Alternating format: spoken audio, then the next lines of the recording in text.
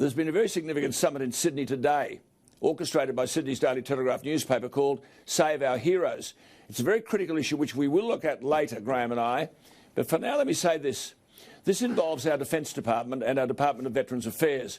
Now, nothing I could say about both these bureaucracies would be flattering or complimentary. I'm not talking about the members of the Army, the Navy and the Air Force, the brave men and women who serve their country with honour and pride. I'm talking about the bureaucrats, the people whose job, so it seems, is not to make life easier for our service personnel, but harder. You'll never find a greater group of cover-up merchants. And even when our defence personnel pay the ultimate price for their service, nothing seems to change.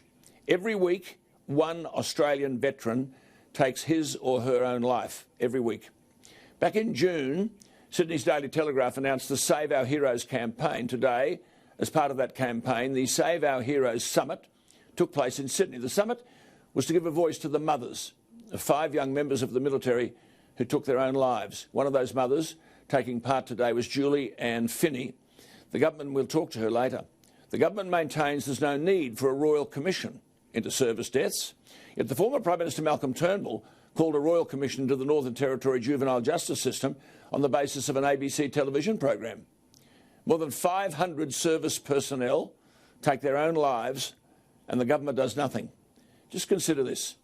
Jessie Byrd was 32, a handsome young man. He took his own life in June 2017, weeks after losing a claim for permanent impairment he'd been pursuing for 2 years. This is despite the Department of Veterans Affairs accepting initial liability in August 2016 for Jessie's post-traumatic stress disorder, major depressive disorder and alcohol abuse. His stepfather at the time made a very valid comment. Jessie fought for his country, he said. He fought for every single Australian, but his government returned the favour by deserting him. The father said, we cannot let the Department of Veterans Affairs get away with this terrible injustice. The mother, Karen, said, we sincerely hope there is no other veteran family who has to go through this ever again. Well, Karen, they'll have to, while ever the Defence Department is what it is, a bunch of cover-up scapegoaters, blame everybody else but themselves, and the Department of Veterans Affairs is no better. It refuses to produce specific figures about the number of claims for post-traumatic stress disorder and alcohol dependence abuse. This was a young fellow, Jessie Byrd, who was a private with Townsville's 1st RAR Infantry Battalion. He served an 8-month deployment to Afghanistan in 2009-2010. But he was exposed to psychological trauma. He was shot at and nearly hit by insurgents and standing in close proximity to bomb blasts caused by improvised explosive devices, and a close mate was killed instantly by one of those bomb blasts, and it severely affected Jessie. Following his service, he struggled with night terrors, anxiety and depression, and then, of course, became addicted to alcohol. He had to rely on his parents for financial support. His younger brother said Jessie wouldn't talk about it, which they don't, and Jessie would always say, don't tell Mum and Dad. But his parents were so worried about him that they wrote in 2016 to a Senate inquiry into suicide by veterans and ex-service personnel pleading for help. The submission said, it seems to him and us that the level of bureaucracy is intentionally obstructionist and unedifying.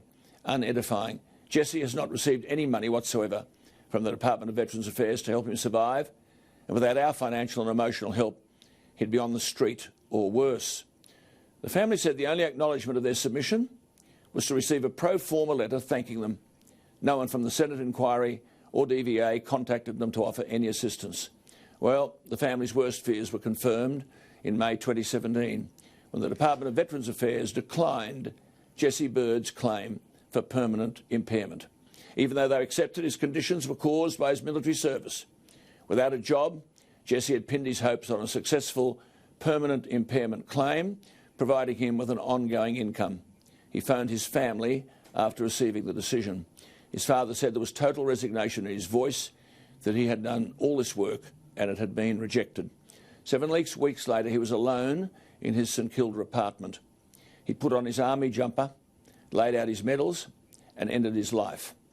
His father said he had his rejection papers prominently displayed, along with a lot of other paperwork that he'd had to endure with the Department of Veterans Affairs. All he wanted was to be believed. Now, if this is not disgraceful and shameful, what is? You just want to go after these bureaucrats, don't you, and punish them, Jessie's sister Kate said at the time, "I want every veteran who has committed suicide post-service to be a wake-up call." Well, you can't wake these people up. They simply do not care. They're a law unto themselves. They're bureaucrats. They say, oh, if you're a veteran who needs help or you know someone who does, you can call the Veterans Families Counselling Service on 1800 011 046. They are kidding. Callous and indifferent. None of their mealy-mouthed, dishonest talk helped Jessie Byrd. It is disgusting, disgraceful and inhumane. And the Minister for Veterans Affairs, Darren Chester, not up to the task, backed the summit in Sydney today but said there was no need for a Royal Commission. Such a comment is a dagger to the heart of the families of veterans. Such a comment could only be based on sheer ignorance or callous indifference. Call a Royal Commission into the treatment of our veterans yesterday.